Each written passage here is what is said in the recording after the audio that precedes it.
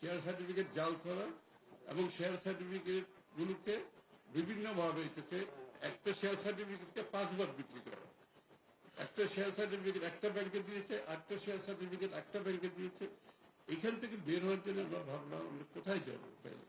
তখন আমি সাজেস্ট করলাম আমরা ইলেকট্রনিক ফর্মে চলে যাই, শেয়ারগুলোকে ডিম্যাটেরিয়ালাইজ করে ফেলে দেবো, এগুলোকে ইলেকট্রনিক ফর্মে যাব, এক জায়গায় ডিপোজিটেড থাকবে, সেখান থেকে অল শেয়ার ট্রানজাকশন যেটা উনি বলেছেন। এখন 1000 কোটি টাকা ওখানে জমা আছে, এটা আমি নিজের হাতে করেছি।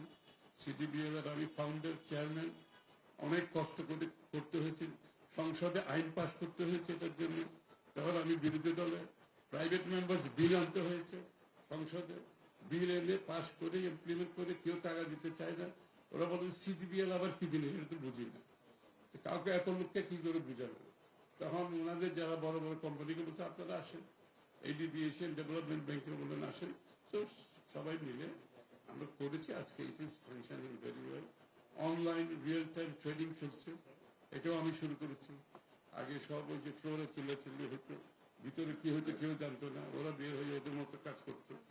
আমি বললাম এটা অনলাইন রিয়েল টাইম, যার যার অফিস থেকে সবাই ট্রেড করবে, এখন করতেছে, বিউটিফুলি চলতেছে। কিন্তু বিগত দিনগুলোতে কি হয়েছে আমি ওদিকে যাব না, বারবার লুটপাট করে করে শেয়ার বাজারের অবস্থা খারাপ।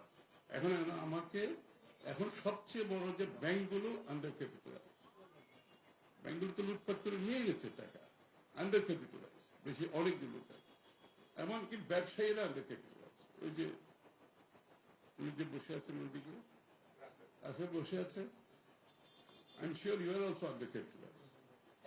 মানে তোমাদের টাকা তো ডেপ্রিসিয়েশন হয়ে যাওয়ার পরে আর অনেকে লস করেছে বিভিন্ন কারণে আন্ডার ক্যাপিটালাইজ। এটা বিগ ইস্যু আছে, এইটা আমাদেরকে অ্যাড্রেস করতে হচ্ছে। ব্যাংকগুলোকে কিভাবে ক্যাপিটালাইজ করবো, প্রাইভেট সেক্টরকে যারা আন্ডার ক্যাপিটালাইজ তাদেরকে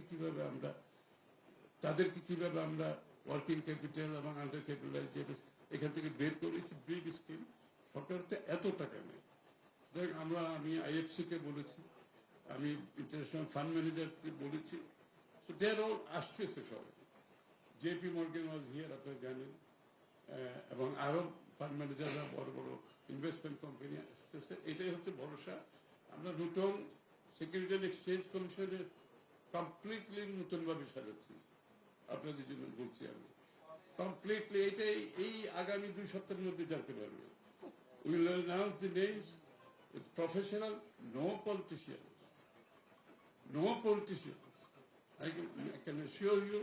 এবং কোন পলিটিশিয়ানের কোন মতামত নেওয়া হয় না, একদম ইন্ডিপেন্ডেন্টলি সিলেকশন হয়েছে লাইক দ্য প্রফেশনালস, যারা মার্কেট বুঝে, যারা ক্যাপিটাল মার্কেট বুঝে, এই ধরনের লোকগুলোকে নেওয়া হয়েছে। 4 জন কমিশনার, 1 জন চেয়ারম্যান। ইনশাআল্লাহ you'll see big turn around. International interest পাচ্ছি আমরা, আইন কানুনগুলো চেঞ্জ করে দিচ্ছি, ভালো লিস্টেড কোম্পানি। এইসব দেখে অনেক লিস্টেড কোম্পানি এখন আমাদের কাছে আসছে, বলছে খোঁজ ভাই আমি লিস্টেড হবো, এতদিন হতে চাই না, কারণ আমি ওই ক্যাসিনোতে লিস্টেড হতে চাই না। আমি স্টক এক্সচেঞ্জে listed, not in a casino. ইনশাআল্লাহ you will see a big change. ব্যাংকগুলো থেকে প্রেশার কমে যাবে, কোম্পানিগুলো এখন স্টক মার্কেটে গিয়ে ফান্ড রেজ করতে পারবে, ইকুইটি রেজ করতে পারবে, বন্ড ইস্যু করতে পারবে। there will be many products. ব্যাংকগুলোর উপর চাপ কমে যাবে। Banks are not supposed to lend. High street banks are not supposed to lend in high, big, such a huge amounts, with such high interest rate. It's not feasible. High street ব্যাংকগুলো 12-13% lend করতেছে, 500 কোটি 2000 কোটি টাকা ওর deposit হচ্ছে short term, he is lending long term. Doesn't work. So capital market has to be, inshallah, it will be functional in no time, I can assure you. Capital market আমি সবাইকে encourage করতেছি। আজকে সকাল একজন বাংলাদেশে গাড়ি প্রস্তুত করতেছে, ইভি ভেহিকলস করতেছে, ওরা এক্সপোর্টও করবে, আমাদের কম দামে গাড়ি কিনতে পারবে।